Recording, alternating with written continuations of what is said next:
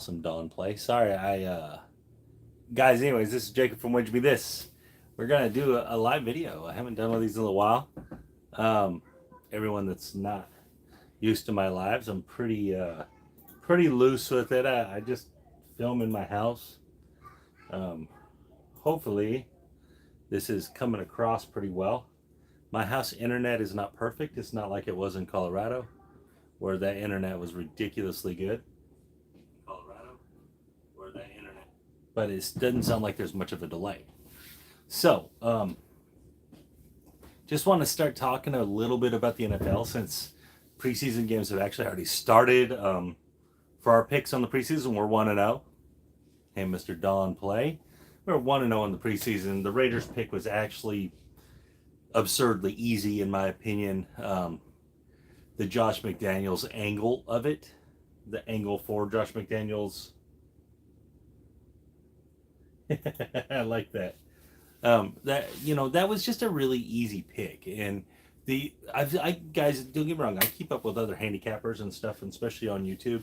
The idea that they all were on the Raiders is kind of absurd to me. They were all on the under, and they all got smacked. And they put that out to their people. And hey, what's up, Young? And I'm not saying those guys are bad by any means, because they're good. Most of them are really good, but they just, it's almost like they just got blinded by that. It's like it blinded them by that trend to the under. So anyways, I'm glad that hopefully the people that watch my stuff didn't play that under and they played the Raiders. The Raiders was a very easy play. No matter how you played it, it's very easy. So I'm going to talk about the two preseason games that are tomorrow first. This is going to be kind of a wide-ranging preview. I'm going to talk about some stuff. I'm going to answer some questions. So if you guys type in some questions, I'm watching it on my computer so I can keep up with the questions. Any questions you have, this is your chance to ask me about futures or anything like that. I've done a lot of workup stuff already. So this is kind of like a free run at it. You can get my opinion. You can get my picks on it for free. I don't know what everybody's book is. So some books have futures a little different. So, whatever your book is, you can kind of give me their numbers and I'll tell you what I think. But just, I'm here to talk to you guys is what it is. So big news for me. I went 16-0 in baseball yesterday. So anyone that has my baseball package, we absolutely just crushed it yesterday. It was ridiculous. That's just a ridiculous thing to go 16-0 in any time in any sport handicapping, to go 16-0. Even if it's 16 days in a row, you go 1-0. It's just hard. It's just very difficult to do it all in one day. And the way it was done, and this is one of the things I want to talk about, the 16-0. I talked about it in the video earlier today. But on this 16-0, there was none of them that were close. Like, I didn't get lucky, Like, every now and then you get lucky and you get a late home run that covers or something. None of them I didn't get lucky in any of them. They were all dominant performances. And so I was proud of that. I'm really proud of that. It's hard to go 16-0. So obviously I made a bunch of money yesterday. Hopefully a bunch of the other guys did. I know my buddy Larry did. He had 6 other plays and he had them round robin. So I know he cashed in. So hopefully a lot of the other guys did too. Hopefully you guys cashed in that watch my free stuff, cashed in on the Cleveland and Bieber play. But anyways, let's get to these preseason games. So the two preseason games in question are New England and New York Giants. And for whatever reason, whoever the Ravens is playing is escaping me. Let me look at that really quick.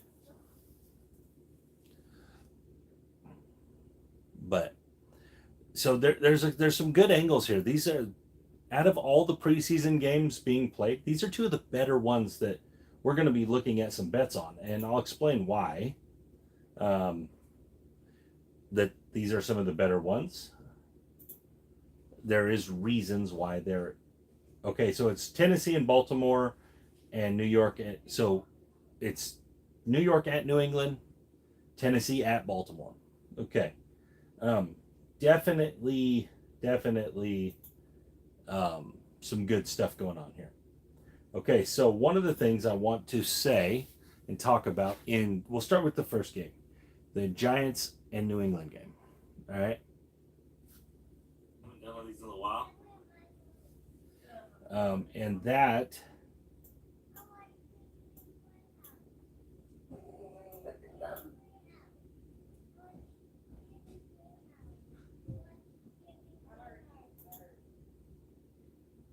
sorry, I'm having a little trouble with my computer.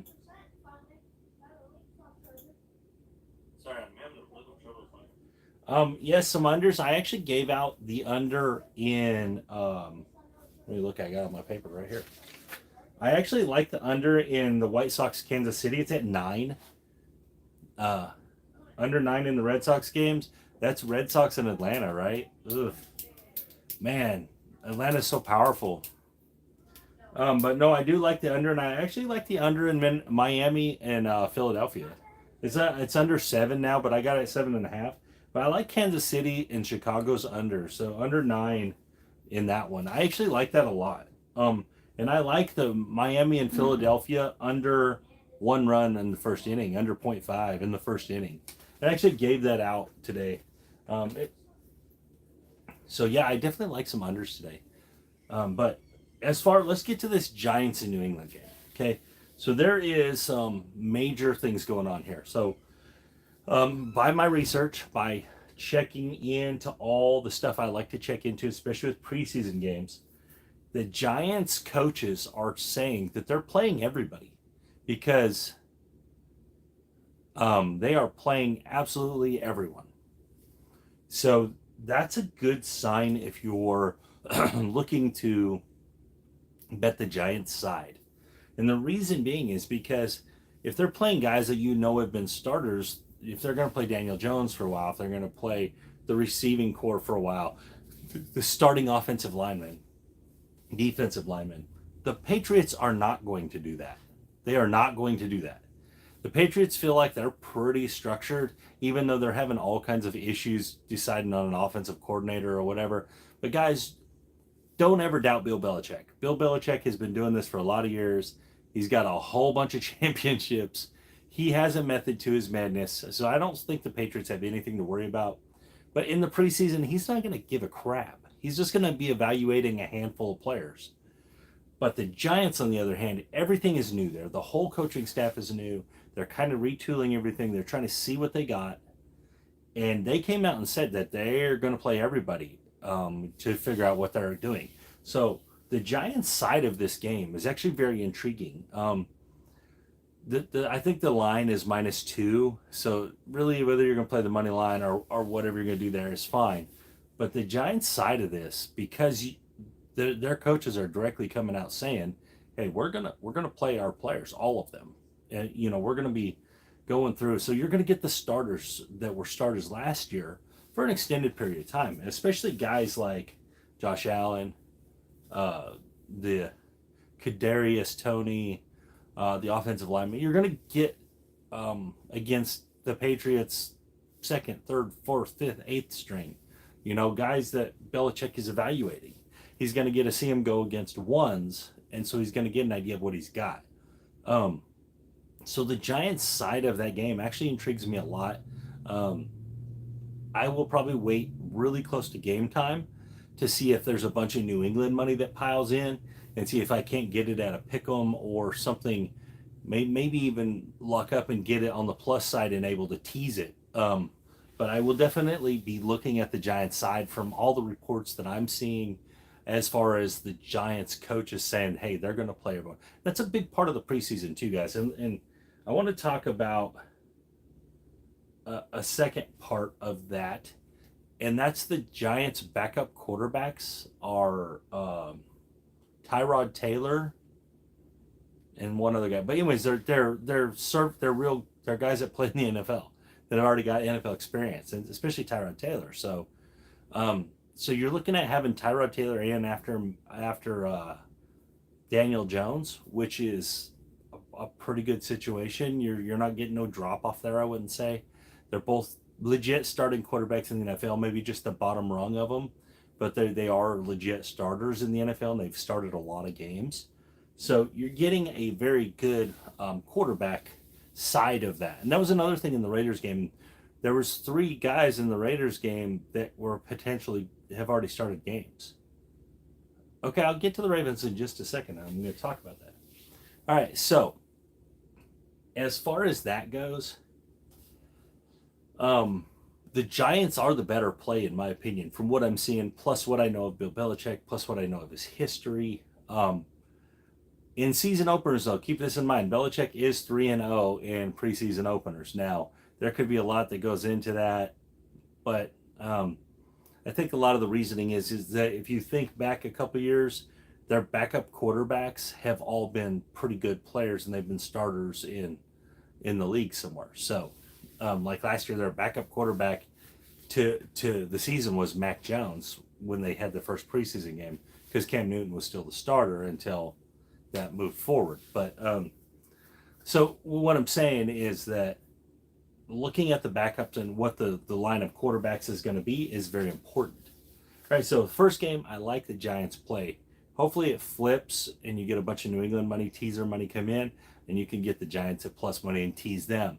Would be ideal. But if not, the Giants money line's fine. The Giants -2 is fine. I like all those plays just because I know the Giants coaching staff is coming out directly saying, hey, we're going to play all these guys. We're going to see what we got. We're going to give everyone a chance.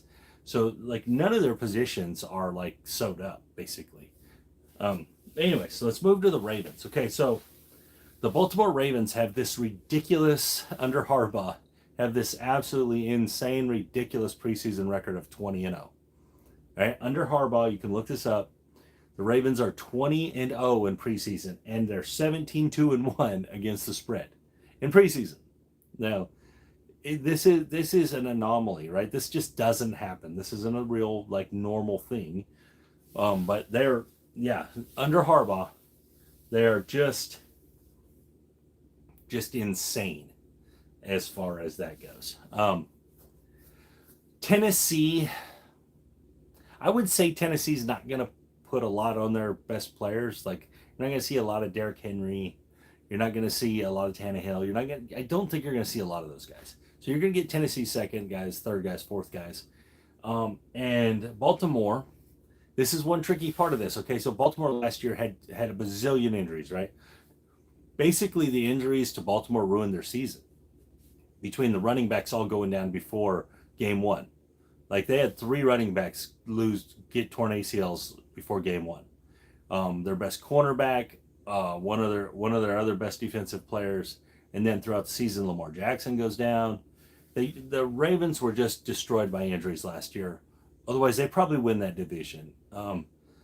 Let's not forget that the Bengals won that division with 10 wins. All right, and the Ravens went through all those injuries, and I think still ended up with 8 wins.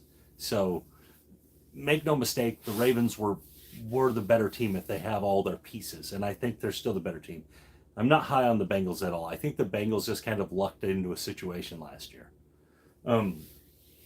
But so Harbaugh has made it kind of publicly known that he's not playing Lamar, and he's not going to play Andrews and those guys.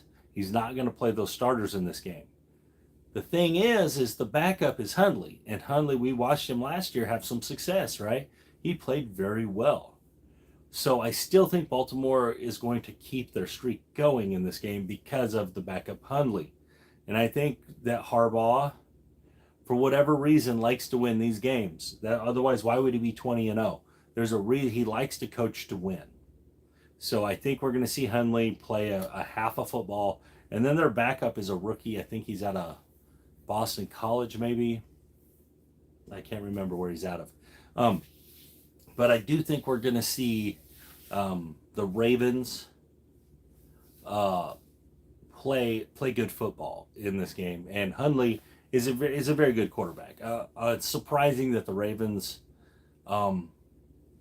really didn't look for a trade partner for him, because he was very valuable by the end of the season, right? You know, he had played a lot of football. He'd been in some big games. He'd done pretty well. There was definitely some teams out there that would have traded for him, I think. There's probably one right now that would. But anyways, so I like it, but I if you can find this bet, if you can bet Baltimore to win the first half, I actually prefer Baltimore first half better, because when you get in the second half, Tennessee's second half versus Baltimore's second half, you may be looking at You just never know. It could be just wild stuff, maybe no score. But I like the Baltimore first half better than the Baltimore for the game. So the Baltimore first half, you're looking at I think the spread in this one might be it's 3.5. I think Baltimore's having to lay 3.5. So the first half you're only giving up 1.5 or maybe 2. Um, I just like that play better. Or you could bet the first half money line for Baltimore. Because you're going to get Hundley, I think, for the whole first half, and I like that. I don't necessarily like the whole game, even though the trend says that Harbaugh's going to win the game. Now, some of these games have been 1-point wins, guys. Some of them have been 2-point wins and 3-point wins. In these preseason games, there are a lot of them been real ugly, like 19-18 and 17-16, just crazy ugly games. Very Baltimore-ish games, even in the preseason. But he's 20-0, so there's no denying that he is 20-0. That's 100%, million% true. So that's 20-0 is a trend, guys. If you win 20 in a row, you got a trend going. So I like the first half is what I like. Take Baltimore in the first half. I like the Giants to win that game, whether you're laying the 2, whether you're going to tease it, whether you're going to play the money line, any direction, because the Giants are willing to play their starters or the people that are projected starters for good chunks of the game. And that's what the coaching staff's saying, guys. This is what they're openly saying. So they're most likely going to do it. Generally, that's kind of how you can dictate who's going to win and lose preseason football, is essentially what the coaches are saying. And I'm going to give you guys an idea how to find this stuff. Number one, you can go to YouTube. You can just go say, hey, Giants spring practice going on. And then you just watch the interviews, right? What are the coaches saying? Or you can go to the New York News YouTube, and they're going to give you little segments on this. Just type it in. This is how you find this information. It's not just readily available, all right? You have to kind of look for it. And no matter what team you choose, there's always someone watching their spring practices. There's always media watching their camp, watching all this, the lead up to the preseason, and all these interviews are filmed, so you can watch them. You can watch what they're saying. You watch Bill Belichick, it's terrible. He doesn't say anything. So, but you know from history what Bill Belichick's going to do. He's been a coach forever. It's kind of like Tomlin or Pete Carroll or Harbaugh. Even what they're going to do. They do the same things every year. Some of them play guys, some of them rest guys, some of them only play guys 1/4 of the third game. I mean, so there's just a lot involved in that. But most of it is just looking at the media sources in them areas. And that's how you find it. I go to YouTube. I don't even just search it anymore. I used to search it through Google and go read their media pages and stuff. But now I just do YouTube because it'll all be on there. And you just type in whatever it is you're looking for. Practice this week. What are the coaches saying? Interviews. Just type it in like that and you'll find it. It'll be there. I guarantee it'll be there. And sometimes you can find ESPN interviews with people. Sometimes you can find even more information. That's like this Harbaugh, because of the crazy 20-0 thing, he gets a little more attention. That's why I knew that he said he's not playing Lamar, he's not playing Andrews, he's not playing none of those guys, because last year they had all those injury issues. Now I do think he's going to play some of those running backs because he wants to get them some reps. They haven't had any reps for a whole year besides practice. So I do think he wants to get them hit a little bit. Hopefully he doesn't get a bunch of ACLs again. That's a terrible thing for a football team. It's a terrible thing for anybody. You don't want to have your ACL torn, especially when you're an athlete, because that's how you make your money. So that's a terrible thing for those guys. But anyway, so that's kind of the 2 preseason games tomorrow. I'm not going to get into the other ones because I haven't researched them in the same. Obviously, it goes tomorrow, then Saturday, then Sunday. And, the preseason's very kind of random. It's just like every other day there's preseason games, it seems like. The Chiefs, Hefe KC. I have a pretty interesting take on the Chiefs. I actually have a whole thing I've written that I'm trying to get published. I would love it to be published on like ESPN or something about the Chiefs and Patrick Mahomes, and I have an interesting take on this. But just so you guys know, if you are curious how Patrick Mahomes will do without Tyreek Hill, he's been in his career. He's not had him completely, not had him for 5 games. 5 games, he's not had him at all. One of the games was the last game of his first year where he played against Denver. That one doesn't really matter. I would say that was like week 17. I don't think it really matters. He did win the game, but I don't think it matters, so to speak.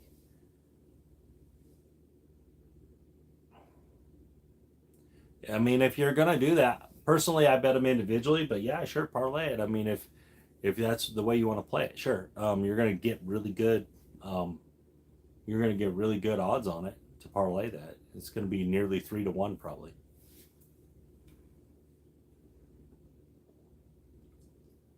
Um, but so on the Chiefs, just because someone said Chiefs, if you're interested on how well Patrick Mahomes did, just type in how has um, how well did Patrick Mahomes do without Tyreek Hill? And there's 5 games. He has like 103 passer rating, 1,700 yards. It's like 9 touchdowns or something, or maybe 17. I don't know. There's a ton of touchdowns. I think 1 interception. So what I'm getting at, guys, is there's a lot of this hoopla over. Oh, Patrick Mahomes and Kansas City's not going to be able to succeed without Tyreek Hill. Well, there is sometimes they haven't had him, and they were still pretty good. So, um, since we got me on the Chiefs topic, guys, I'm a Broncos fan, but I know what elite greatness looks like, and elite greatness looks like Patrick Mahomes. For all the people that don't like Patrick Mahomes or thinks the Chiefs are overrated, since this guy has been a full-time starter, he's had a 50 touchdown season. He's had a Super Bowl loss, a Super Bowl MVP, a league MVP, and he's been to the championship game every year. Um, I don't know what else you can define success with. He's on track to break like all these records. I don't know how else you define success. So what has happened with Patrick Mahomes is kind of what happened to Peyton Manning. Is Peyton Manning's second year he did really well. So I'm going to try to explain this. Patrick Mahomes' floor is so high. His floor is so high that when he hits that floor, which is most guys' ceilings, people are like, "Oh, look, he's falling off. The Chiefs are falling off." But the truth is, so let's. I'm going to talk about Patrick Mahomes' season last year, right? How many games has Russell? See, I'll get to that one in a minute. That's a tricky one. Um, so on Patrick Mahomes, his floor is most guys in the league ceiling, right? Patrick Mahomes had his worst year last year, and he had 37 touchdowns and like almost 5,000 yards. That was his worst year. He had 13 interceptions. Right? 37 touchdowns, guys. That's his worst year. And he made the championship game. Let's not forget that.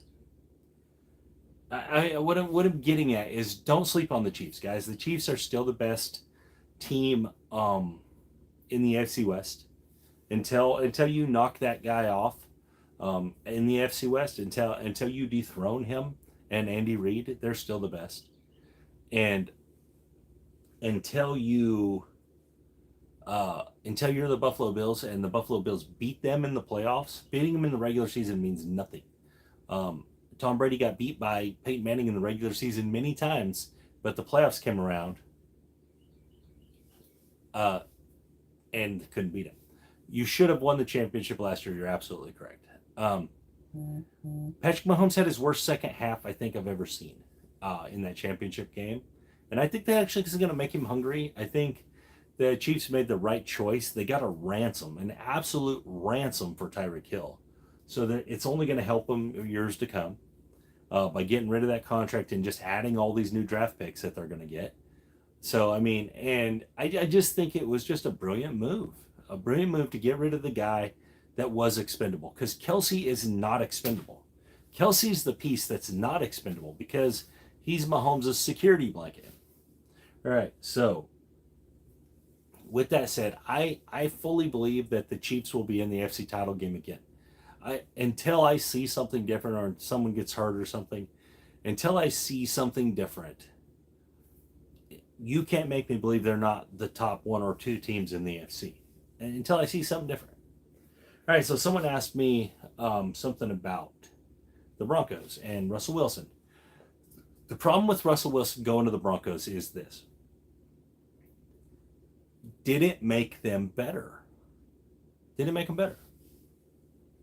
It made the Broncos better, but did it make them better than the Chargers, the Raiders, or the Chiefs?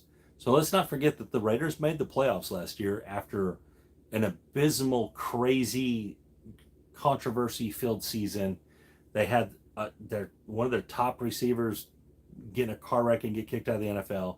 They had one of their top safety cornerback DBs do some dumb stuff on social media, and he's out of the NFL right now. They had their coach, some old dumb stuff he did come back on him. He's out of the NFL. And they still managed to get into the playoffs. Had to play a play-in game basically against the Chargers that they could have kneeled on it and both teams could have gone in, but the Raiders wanted to put it in their face and they kicked the Chargers out. So, have the Broncos become better than any of those teams? I don't know that they have.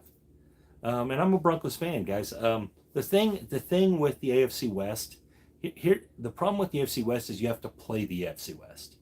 If you were in the AFC West and you didn't have to play 6 games against those guys, it's probably great. They may all make the playoffs. But you have to play 6 games against those other teams. So at best, you're looking at 3-3 for Broncos. They win all their home games and lose all their away games at best. Now, let's not forget, the Broncos have not beat the Chiefs under the Mahomes era. The Broncos have not beat them. And the Chiefs, here's another funny Chiefs fact.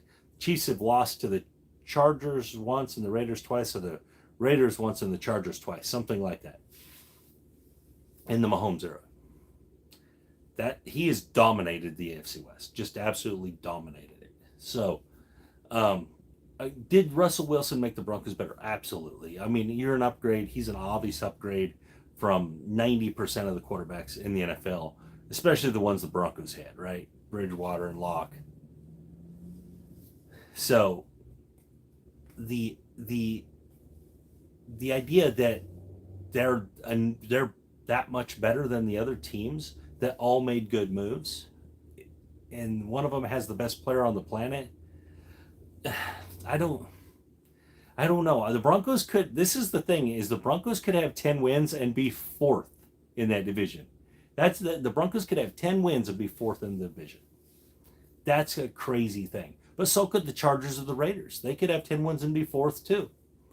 I mean, a lot of people point to the Broncos defense, right? The 3rd-ranked Broncos defense last year. But if you dig into that 3rd ranking, it kind of falls apart when you see where they got them statistics from. The defense kind of beat up on the bad teams and got kind of handled by the good teams. But the Broncos, the opponent's time of possession in the Bronco games was the lowest in the NFL by a long shot, because the Broncos offense was very slow. So the Broncos lost a lot of low scoring games, right? Yeah, sure. I just, what I'm saying is that a lot of what you hear about the Broncos is this 3rd-ranked defense from last year is coming in and they're going to be with Russell Wilson. It's going to change the world. And not so fast. I just don't see it. Not so fast. Are they going to beat some teams? Yeah, sure. Now the Broncos do have a good running game. That is one thing they're going to be able to lean on the running game. We do. The Broncos' talent is good. It's the talent's there. The problem is the rest of that division is really, really talented too, and that's the issue. I still think it's the Chiefs division, and second place is kind of up for grabs. It's kind of the way it is. Believe it or not, I think the Raiders are better than the Chiefs and are better than the Chargers and the Broncos. I do think the Raiders are better than both of those teams. And in my reasoning for that is simple, is that I trust Derek Carr more than I trust Herbert. I don't necessarily trust him more than Russell Wilson, but Russell Wilson's in a new system in Denver, new town, new everything. Carr's in a new system, but they gave him the best receiver in the NFL, which is his buddy from college. An already good offense in Oakland got better. I mean, it's gonna be scary good. That Oakland offense is gonna be much better than people want to think. Plus, Josh McDaniels is an offensive genius. It's Don't sleep on the Raiders, guys. And their win total is low.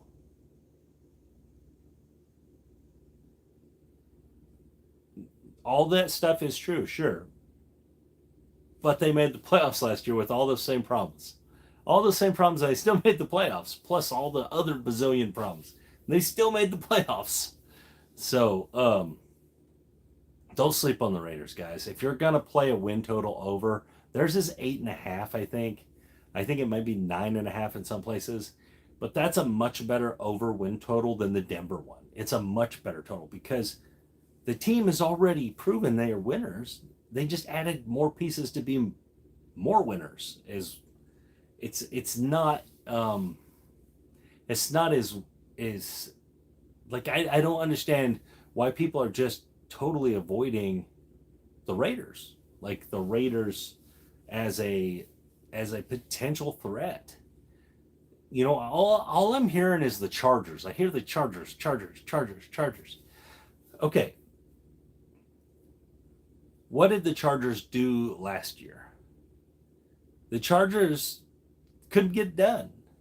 They had essentially the best team for a lot of the year in the AFC West. And they couldn't get done. They couldn't even get in the playoffs. All right.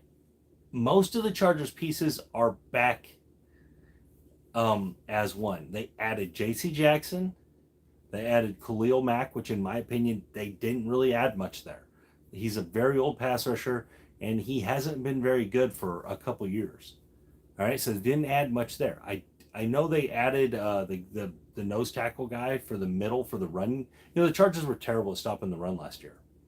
But I don't think the Chargers were terrible at stopping the run because they couldn't stop the run up the middle run.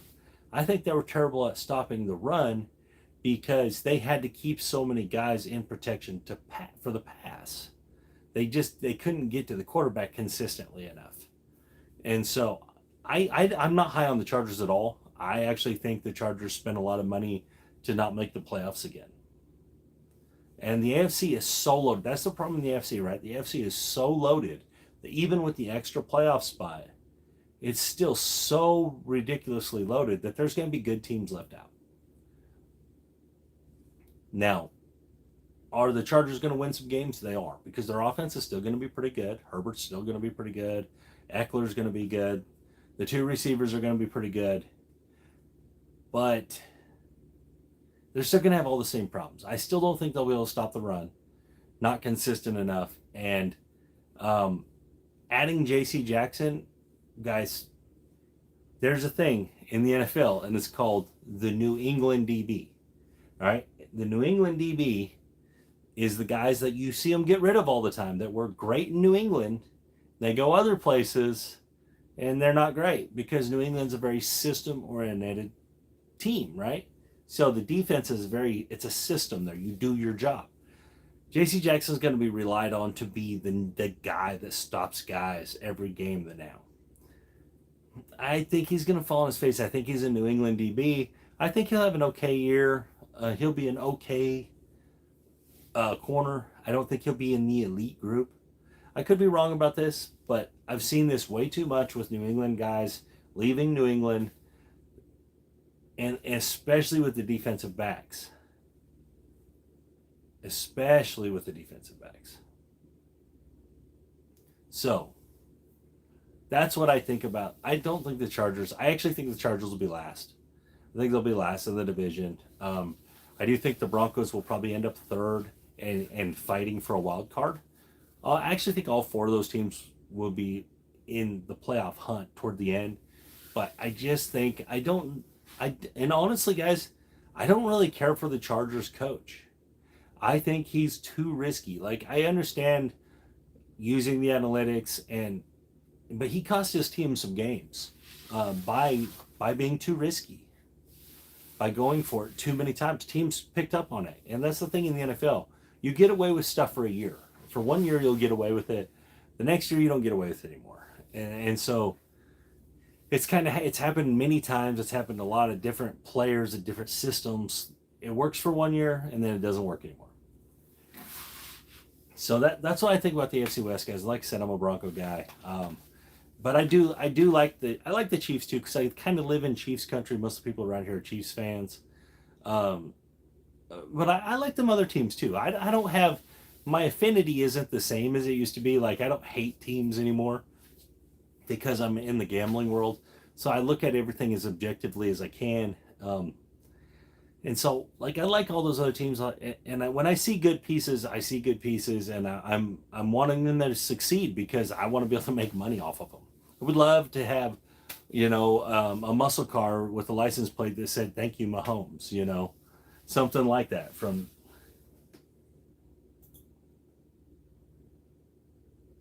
my Texans are garbage. Gave away all our pieces. I think the Texans are moving up. I think they got a quarterback in the Mills kid. He's going to take some time. The Davis Mills kid for the Texans, he reminds me. I could definitely try to figure that out. I like Davis Mills. I actually think Mills reminds me of a whole bunch of kind of how Drew Brees started. If you guys remember, it was a long time ago, but Drew Brees was just mediocre at first on kind of a bad San Diego team at first, and then he got better, and then he got hurt, and then he got kicked out. If they'll give him a chance, if they'll give Mills a chance, then I think they have something there. I actually think they have a solid player there. I'm not saying he's going to be. This is what I'm saying Davis Mills can be. I'm saying Davis Mills can be a Tony Romo. Anyone that likes or dislikes Tony Romo was a pretty damn good quarterback in his time. He holds a bunch of the Cowboys records. He never won anything, but he was pretty damn good when he played. And I think that Davis Mills could be a Tony Romo. I don't think he's ever going to be a Tom Brady or a Peyton Manning, but I also don't think he's going to be a Blake Bortles, where he has 1 or 2 good years and he's gone. I think he's going to be a solid quarterback for a long time. I think he has, and having to build a team from the ground up like he's doing, and he's going to have to take his lumps, I feel like he's going to be pretty good at one time or another. And also, guys, let's not forget that division he's in, that Mills is nothing is set in stone in that division. That's a very up in the air division. Now, the Jaguars look like they're making strides forward, right? They're putting things together. The Colts are pretty good in areas, right? The Colts are good in spots. They added Matt Ryan. I actually think that's an upgrade. The Colts look like they're the most poised to be good for the next couple years. But, I mean, they're 1 or 2 injuries away just like everyone else. And the Colts kind of have some issues. They're not sure about the receiving and different things. The Colts have some issues. The Titans still have the Tannehill issue, right? Tannehill is as good as he's ever going to be. All right, he's at his ceiling. He's a receiver that plays quarterback. And he's had the best years he's ever going to have. Now, they have a great running game, no doubt about it. And their defense, the Titans' defense, is actually kind of underrated. But you still have Mike Vrabel. He's still going to be really conservative. He's still going to just give Derrick Henry the ball. So you get a Davis Mills in there with a couple of receivers that can score some points on him. He's going to win a lot of games against Titans in his career. I actually think that division is going to be the Colts for a couple of years, and then it's going to flip over, and I think we're going to see the Jags and the Texans kind of take over, because I do think that they're on the right paths. And losing Watson, you were going to lose him for a year anyway, because he's about to get this year. I mean, they were going to lose him again anyway, so you might as well move on from him and get a ransom for him. I mean, you're gonna lose him anyway. Hopkins was starting to get hurt a lot. I mean, the problem with the Hopkins trade is what they got for him. That was the problem. They didn't get nothing in return. That was the issue with the Hopkins deal. But I mean, he's getting older. It wasn't a bad move. They just didn't get anything for him. So, but I like the Texans' chances as good as anyone in that division. I do think the Jaguars are on a little faster pace rebuilding than they are. But the Jaguars have had a bunch of first-round draft picks, high first-round draft picks. You know, when Watson was there playing, you guys didn't get high picks as Texans fans. You know, he was in the playoffs and stuff, so you were getting bottom for the first round and stuff. I mean, so it wasn't like the Jaguars. The Jaguars have had the first pick for a while now. I mean, and they've loaded up on me more. So I mean, the Jaguars have had a better chance to rebuild. But I do like where Texans are heading. Are they going to be good this year? No, absolutely not. They're not going to be good at all. But they will surprise some teams like they did last year. The Texans covered some spreads that they shouldn't have covered last year. And that was Davis Mills. That was him doing that. Him being a gamer. Him going out there and giving it his all. I mean, I saw a lot of things out of the kid. He's got some backbone to him. I think he's going to be good. Are they going to get him pieces around him before they get him killed? I don't know. But he has a chance. So, anything else?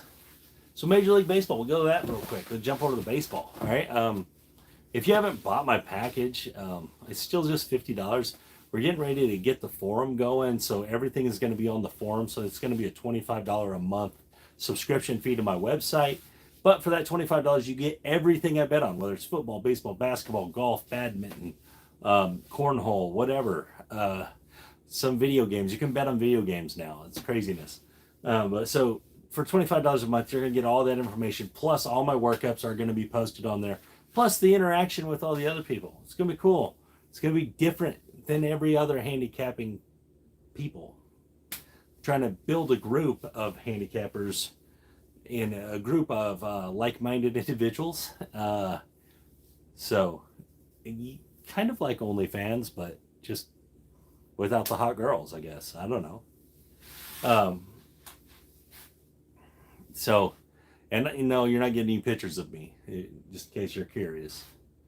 But with that said, we're getting that to going. I'm going to hopefully have it up and running pretty soon.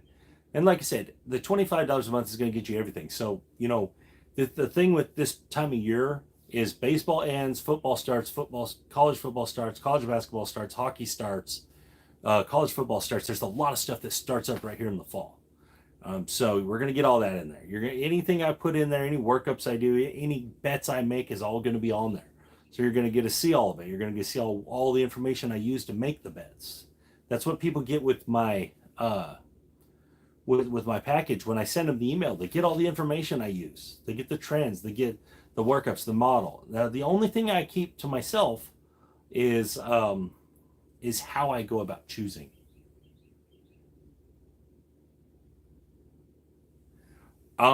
Just the model itself for last year, just the model by itself, went 56.4%, which is low for the model. Now, that's really low for the model. The model usually does a little better than that, but last year was, I can't remember where I saw that. Yeah, that's not terrible, but it's done better than that plenty of other times. Hello, Angelo. But last year was I can't remember who did it, whether it was the StatCast people but they said last year was the hardest year in the NFL to handicap. Like they had all these parameters and requirements, but last year was the hardest year in like 25 years to handicap. they went back like that long, and it had to do with the parity. The parity in the league last year was insane. So, um, yeah, they were talking about that. So I actually thought that was actually pretty good then that it did that well. But yeah, it just the parity last year was really, really difficult. And all the trades this year actually have eliminated a lot of the parity. The NFC is very defined, in my opinion. Like, I don't think there's many NFC question marks. Do people think there's a lot of NFC question marks here?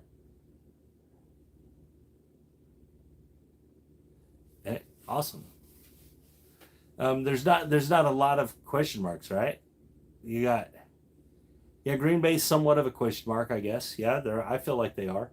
But the top couple teams, you're still looking at Tampa, you're still looking at the Rams, you're still looking at San Francisco. I mean, even San Francisco with a new quarterback. I mean, how often did Jimmy Garoppolo just handed the ball off a lot, right? I mean, San Francisco figures out ways to win that are unique. So, the quarterback, I don't know how much that matters there. If they get a good one, it's just even better, right? But as far as the NFC just seems like very defined league to me. Um, Whereas the AFC, maybe the top couple spots are pretty solid.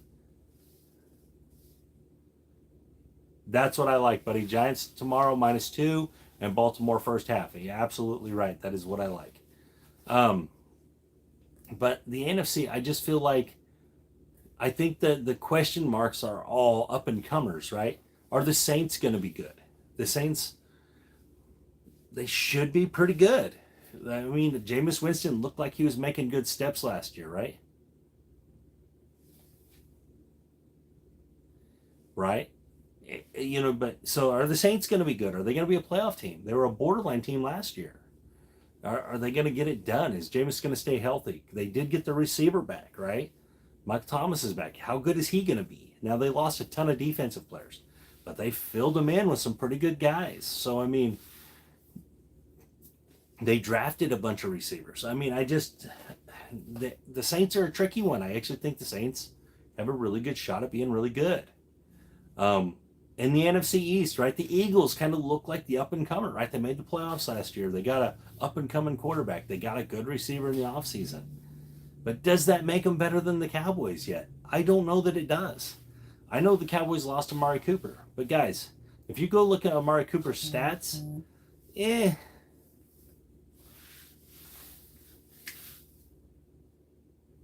Yeah, the basketball tournament was good last year, wasn't it? Yeah, NCAA tournament went pretty damn good, I would say. I made a chunk of change on that one, that's for sure. Hopefully other people did. Yeah, that was a pretty good NCAA tournament. Um, but I don't know that the Cowboys got. Did the Eagles catch the Cowboys? Is what I'm saying. Let's not forget that the Cowboys didn't make any changes coaching staff wise. It's still Dan Quinn, still Kellen Moore, and McCarthy's standing there doing whatever he does. They got the same offense basically minus Cooper. Now they've had some injuries, but the same defense minus Gregory. I don't know. I think the Cowboys are still the best team in that division.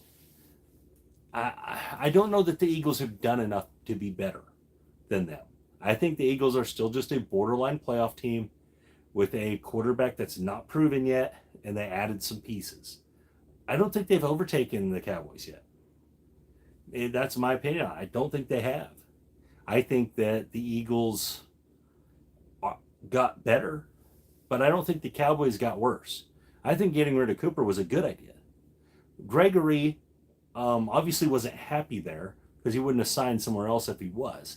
So I don't think that was bad either. They got this all world kid last year, Parsons, that probably should have won league MVP. He was probably the best player on the field last year.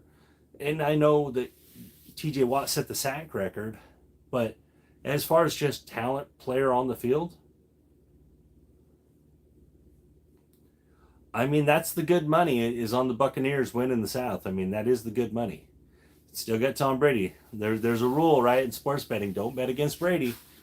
And I don't know. That's a pretty good rule. It's worked for a lot of years. So, This is Brady's last hurrah, in my opinion, too. So I do think he's going to put it all out there. Now, they've had some injury issues already. They have receivers coming off injured reserve. So they got some question marks, but it's still Tom Brady. So, still, I mean, no matter what, when it's Tom Brady, it's still Tom Brady.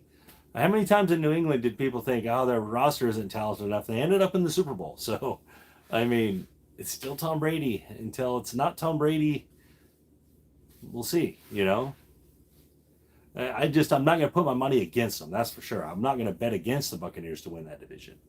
That's for sure. I'm not going to say the Saints will. I'm definitely not going to say the Falcons or the Panthers will. So, in my opinion, I think the Saints will end up in a wild card spot. I do think the Buccaneers are looking at 12 plus wins because it's Tom Brady. But yeah, and they have a good team, man. They got a really good team. So it's not like they have a bad team around him. They're a good team, a really good football team. Now, there's some kind of interesting question marks, and they are just kind of out there, right? Where's Odell going to be? Where's Odell going to end up? The word is he's going to end up in Buffalo. That Von Miller is recruiting him to Buffalo. That's the word. If he goes to Buffalo, it'll be hard for anyone to beat Buffalo. I know he's not going to be back for a while, but he'll be back for the playoffs. If you put Odell out there with the rest of those guys in a situation where he's going to be under control because Von Miller's keeping him under control, oh boy, we don't want him to go to Buffalo. I mean, unless you're a Buffalo fan, because I feel like they're going to walk away with it. They're already probably the best roster in the NFL overall, top to bottom. Buffalo probably already has the best roster. If you add Odell in there on that offense, I mean, you're talking about probably 3 to 4 points a game with him. Because that's kind of what he was doing for the Rams last year when he started playing. He was scoring a touchdown every game, it seemed like. So that's a big deal. When Odell plays inside of himself and he doesn't do the crazy stuff, Odell's one of the best receivers in the NFL. It's when he gets in his own way is when he starts wrecking. But yeah, you get Odell with someone to kind of control him, he's a monster. So again, I just know that's what Von Miller's trying to do. I mean, whether he goes, I don't think Buffalo has the money for him is part of the problem. I don't think they have the money for him. Believe it or not, I actually think Odell will end up at the Rams. Again, most likely. I could be wrong on that. But I don't think Odell will go somewhere that's not going to be a contender. I don't think he will. I don't think he's going to sign somewhere that's not going to have a chance to win a title. That's not going to be in the playoffs. Like, I don't think he's just going to say, man, I'm going to go, ride it out with Carolina,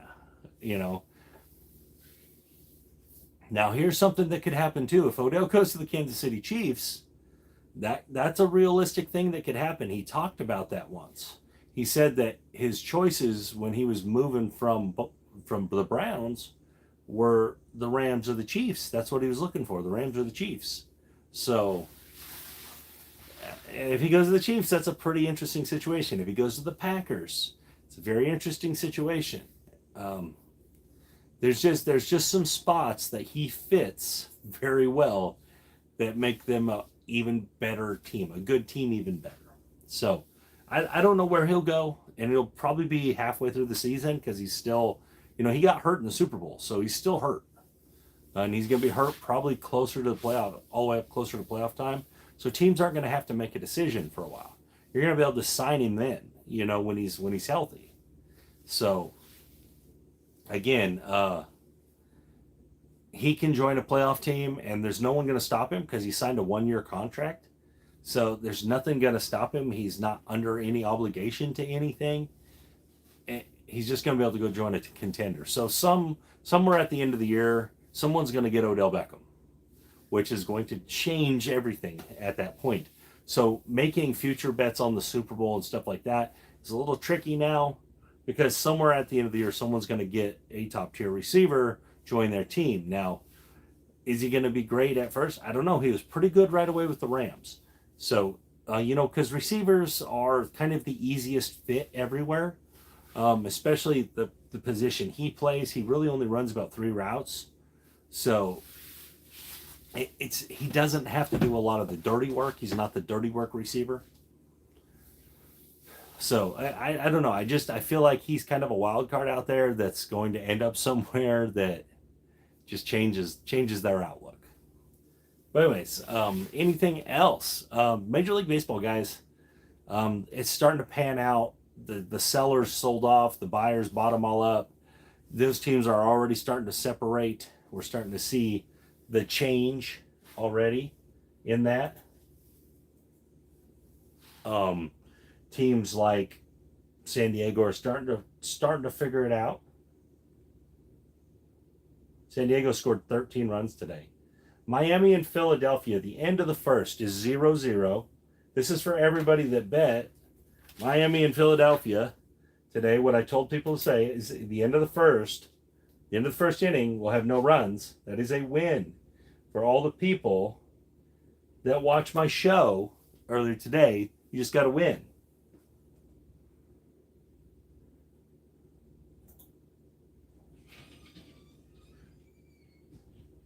Seattle ended up beating the Yankees. Seattle and Houston are kind of the Yankees' nemesis, right? The Seattle and Houston are kind of mess the Yankees up.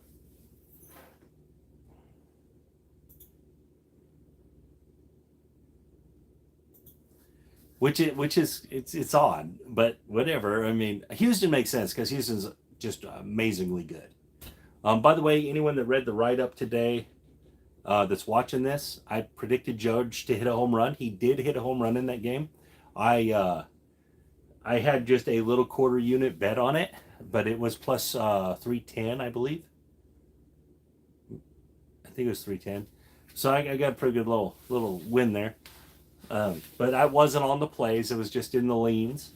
But he did hit a home run. So the prediction is there. But anyways, so Miami, Philadelphia. Anyone that watched the show this morning, Miami, Philadelphia, under 0.5 runs in the first inning. The first inning ended 0-0. That is a win. We just need Baltimore to cover 1.5 for my YouTube people. And you'll be 2-0 again today. And for all my other purchasers, we also want Baltimore to cover 1.5 because we have money on that. That is one of the best props I've ever seen, or not props, one of the best trends I've ever seen. This far into the season, it is still 66%, a little over 66%. That is absolutely, that's amazing. This far into the season, a mediocre team is still covering at that rate.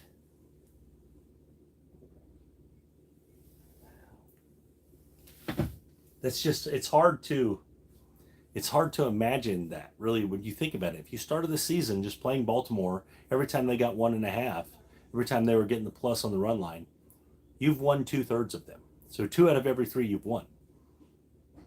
And so if you only bet that, you'd be probably hugely profitable. And they've went on some runs where they won like 4 or 5 in a row like that.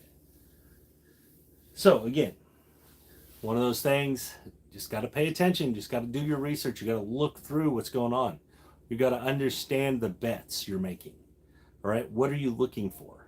You know, I'm not looking for Baltimore to win every game. I'm just looking for them to stay close. Just be in the game. And Baltimore tends to hit a lot of home runs for you. It's crazy. They show up at the right times with home runs. But anyways, Miami, Philly, under 0.5 for the first inning is a winner. Gotta love it. So hopefully you guys were on that, or at least some of you guys were on that. And that game's gonna go under. That they got Alcantara on the mound. The dude is a monster. He's probably gonna hold Philly down to 1 or 2 runs in the game. Philly may win 2-0, 2-1. But Alcantara he's just that guy. He's a beast.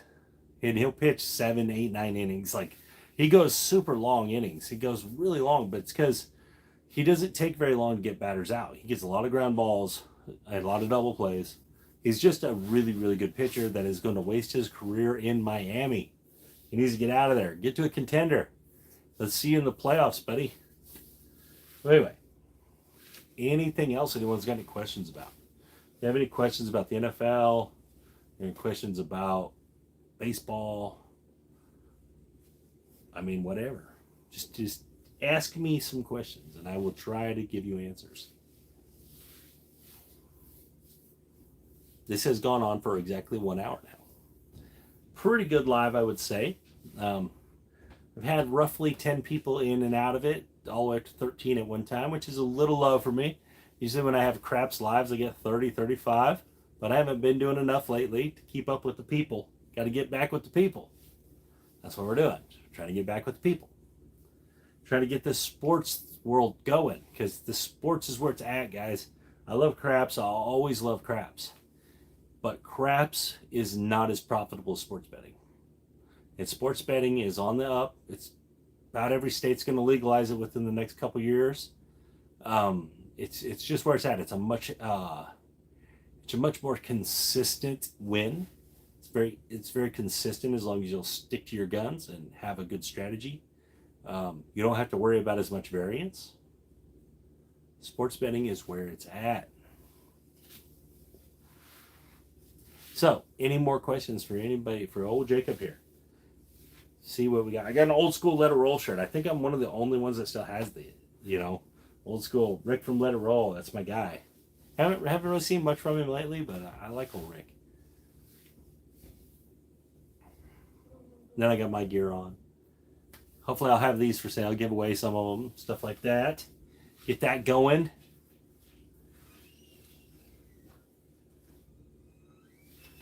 But, again, my purchasers, you guys, you got my number. You contact me via email. I try to answer most of those questions.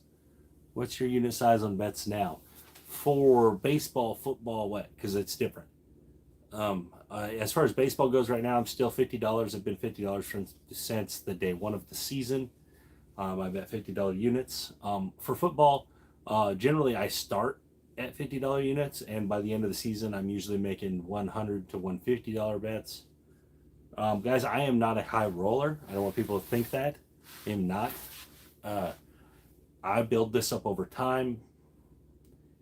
I do it year in and year out. I spend the money on my house. My profits. They go into my house. They go into my kids. I use the money for my life.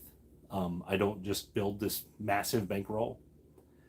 So I'm like a normal person. Anyone that's met me knows I'm very normal person. A lot of the guys have met me. So I have real life. I'm not. Everything will be included in the new package. Every single thing and guys, Enslow, for guys that are already subscribed, that are already paid for the baseball, I'm working on getting you guys some coupons, so you guys can just put this promo code in, and you'll be good for the next 3 months, to just enter the forum. After that, you'll have to start purchasing it monthly, but it'll give you everything. Every single thing I'm betting on, every single thing I'm handicapping, every bit of information I'm going to be putting into this forum. So you'll be able to log in and just check it out and look at it, scroll back into it, all that stuff. That's why I had to redo my website so I could accommodate this. So I had to pay more money for the website, so I had more options, basically. And so it's just a little harder build. It's not as point and click. There's a lot more involved. But yeah, it's going to encompass everything. The $25 a month will encompass every single thing.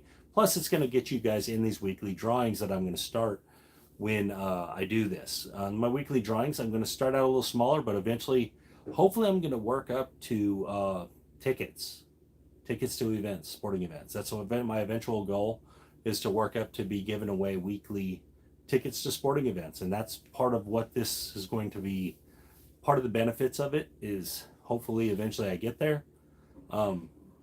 And that's kind of the goal. But I got to build up the subscriber base. I got to build up the revenue.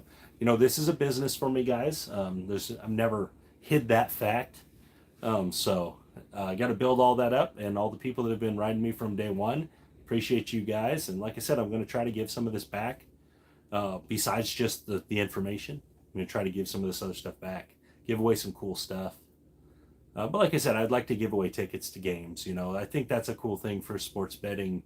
Obviously you like watching the games. So, yes, I will be doing some more college football, and I'm gonna point this out again. I've said this a lot. I don't consider myself a very good college football handicapper. I don't. Um, my best season ever in college football is 54%. That's my by far best season ever, 54%. And the one thing about college football for me is the variance is too wide. All right, and so what I look at in the variance on college football is the best team. Let's say Alabama's the best team.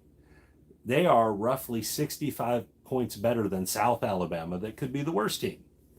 So in the pro football, the best team, let's say it's the Bills this season, is better than, I think Seattle's going to be the worst team, is about 21 points better than Seattle. So it's 65 to roughly 21.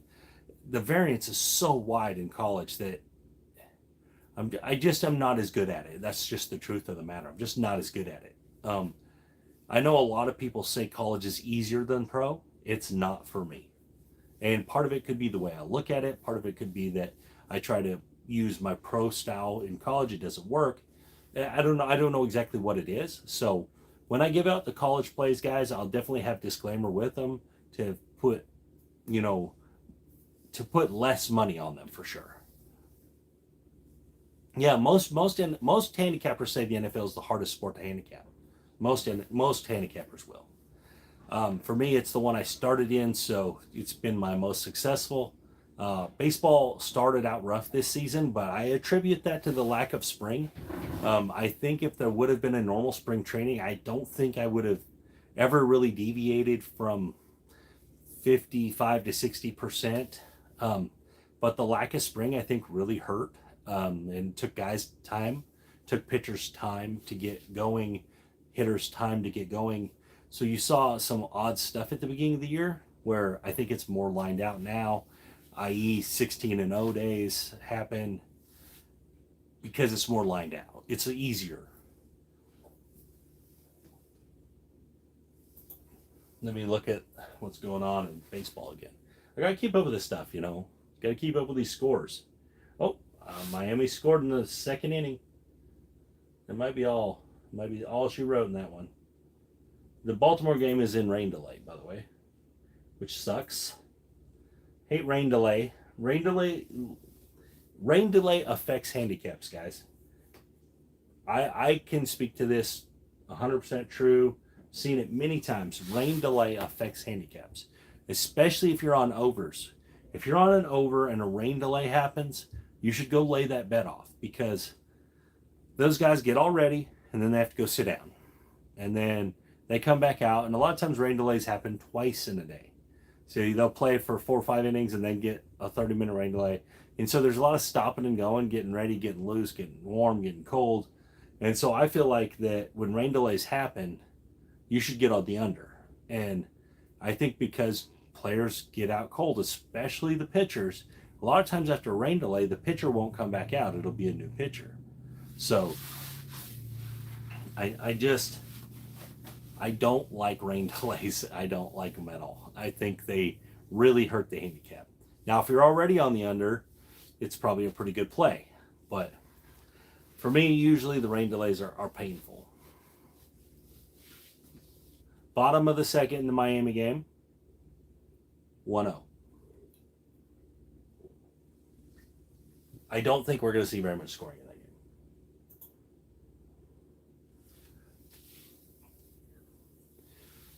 Hello, Mr. Fuji. How are you Hawaiian people doing? I love the Hawaiians, by the way.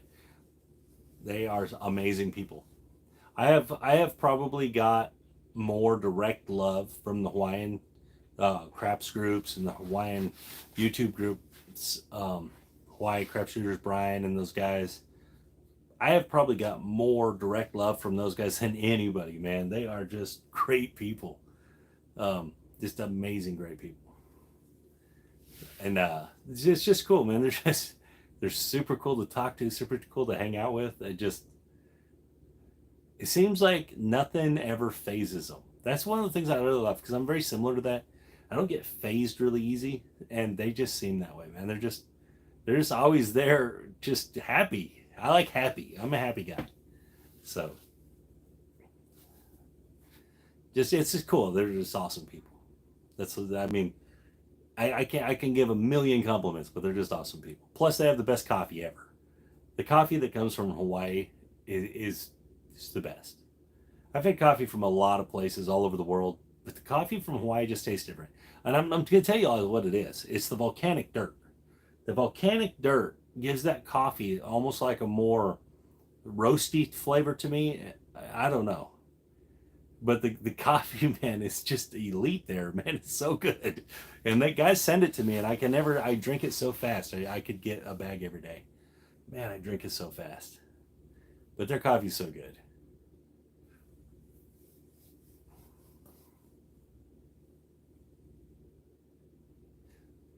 Uh, okay.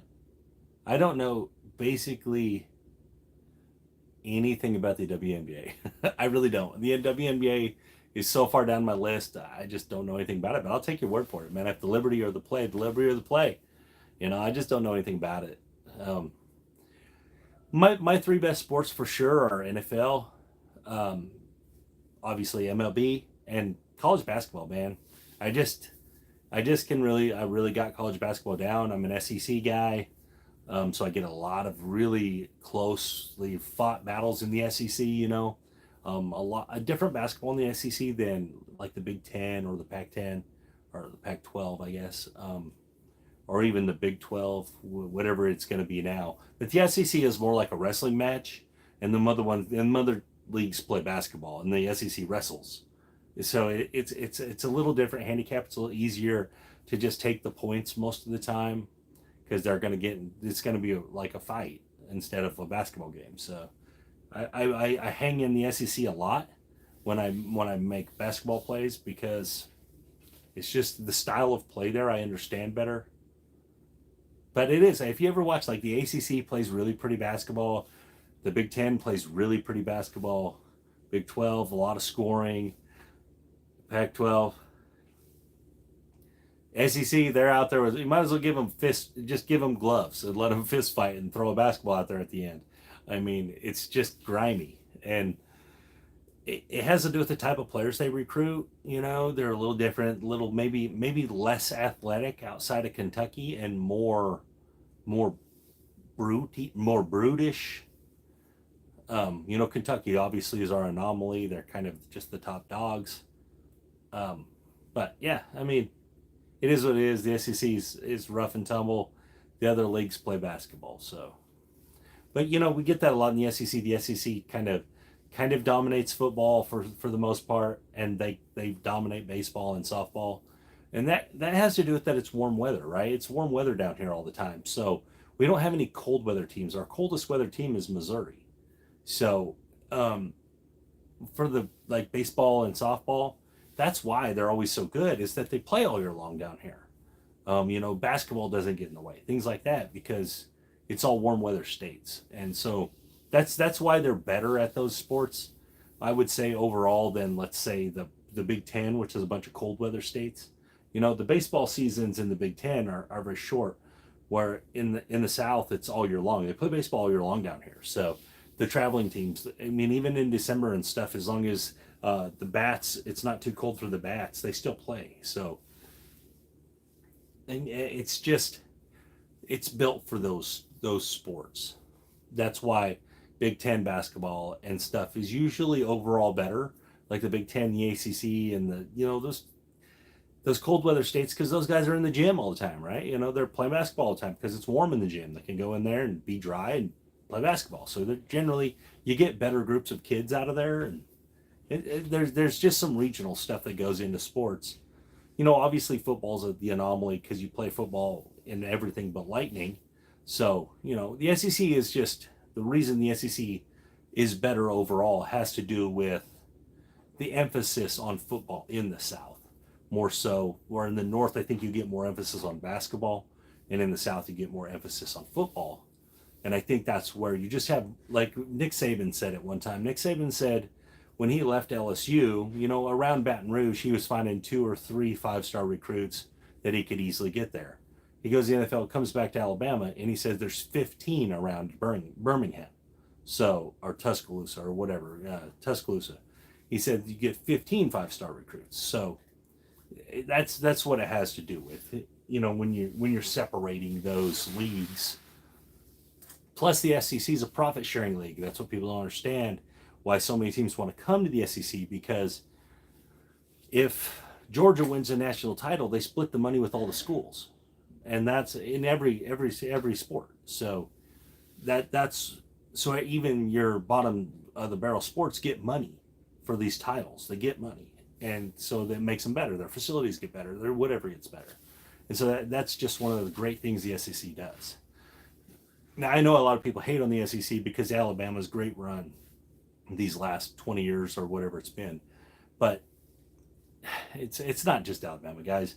When the SEC teams play out of conference, usually they win. It just has to do with the style.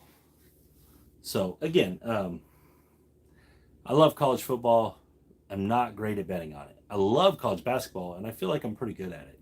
And the NCAA tournament, if anyone was involved in those videos, I had some pretty damn good days. I had the tournament, I had it down. I was getting the point spreads exactly right and stuff. I really was on point for the NCAA tournament. One great thing about the NCAA tournament, right? The NCAA tournament has the absolute best bet in sports. The absolute best bet in all sports ever is in the NCAA tournament. It has literally lost one time in the whole time. There's only been one seed ever lose.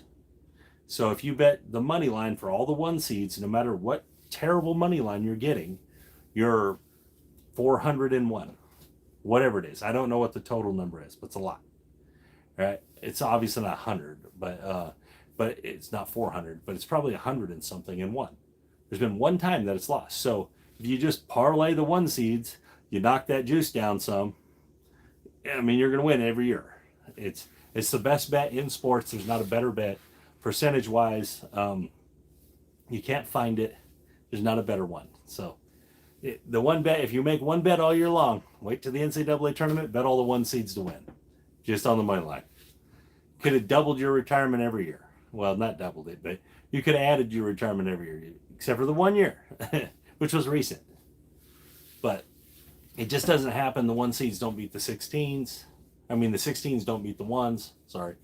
It just doesn't happen. The talent discrepancy is too wide there. So the one time it did happen, kind of fluky. It was a 1 seed that probably shouldn't have been a 1 seed, and a 16 that probably shouldn't have been a 16. So this weird stuff does happen every now and then, but I'll take 201. If I'm 201, I'll take it. Do I like the Seahawks money line this week? I don't know. I haven't looked into those games yet. I have to get into those. I will have another live video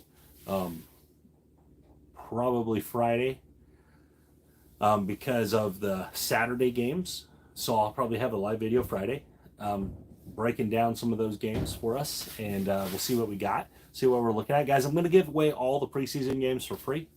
All my preseason picks will all be free.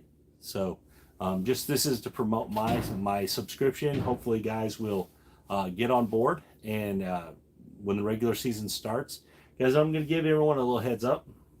The regular season, my model will not work until week 4. I got to have statistics to use the model. But my weeks 1 through 4, year in and year out, are really good. I think last year, week 4 is when I got COVID, so I went 0-4 week 4 though. I am not on Twitter. I only do YouTube, but you can find my email. My email is wagermethis@gmail.com. You can email me directly, so you can talk to me directly. I'm pretty easy to get a hold of. I just don't do Twitter. I have so much going on. I don't need any more social media stuff. I do what I do. I have my house remodeled. I have 2 kids, 2 young kids, wife, job, YouTube. I just have a lot. Plus all the work I put into these handicaps. So it's just, I don't really have time to keep up with Twitter. So otherwise I would, because I've thought about it a lot of times. I know a lot of people make money on it. it's an easy way to contact a lot of people at once, but it's just more for me to keep up with. And it's nothing against anybody. I just have a lot already. Anyways, but that's kind of the thing. Is it's easy to get a hold of me. wagermethis@gmail.com. The people that know my phone number, I used to have it on the bottom of the website. I actually don't know if my wife put it on the website again or not. Not sure about that. But it used to just be on my website. If you scroll all the way to the bottom, it's there. Call me. Text me. If you're going to call me, text me first, though, because then I'll answer. But a lot of people call me. They call me, talk to me. I'm transparent, guys. Very transparent. I have nothing to hide. I literally put my record on every PDF you get, so you know exactly where we stand.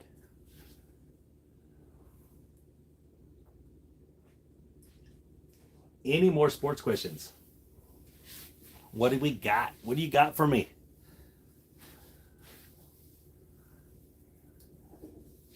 If not, I'm going to cancel this live, or close this live. I guess cancel is a weird word for that. Close this live down. It's been an hour and 20 minutes. Thank you guys for hanging out with me, listening to me. Hello, Badger. How are you, buddy? Thank you for checking me out. Just to recap, how do you pick your first 4 weeks? I use my just experience with the first 4 weeks, my history, and then what I do is I directly take and break down position battles, and if teams made large adjustments, usually I kind of avoid them. If teams didn't make a lot of adjustments in the offseason, usually I kind of lean toward them because they're not going to have as big of a learning curve. So that's kind of how I handicap it. So usually when a season starts, I start by looking at the teams that didn't make a lot of adjustments. So that would be like Buffalo. That would be like Kansas City. Let me think of another one that would really fit that mold.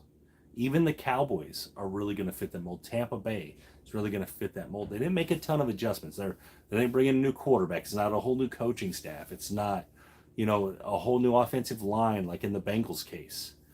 So I look for those spots, and that's kind of where I lean. Guys that are going to be ahead of the other guys because they've practiced with you for 10 years or 4 years or 3 years or 2 years. More so better than one off season. And that's what I look for. Now, I generally do pretty good with it because, well, those teams are generally going to be a little better off to start. Now, once week 4 comes around, there's enough statistics to start building statistical profiles of teams.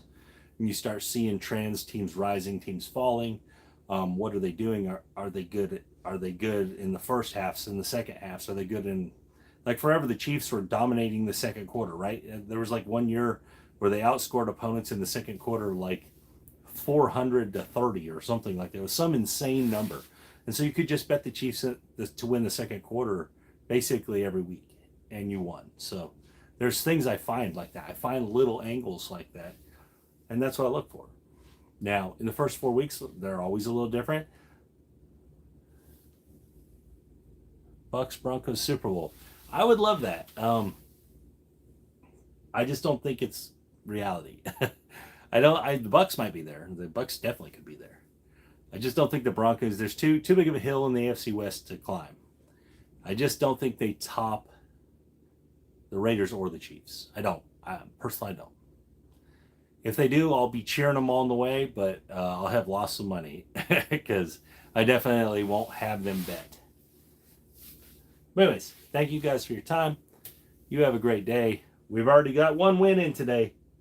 One win for our YouTube guys. Also for the paid guys.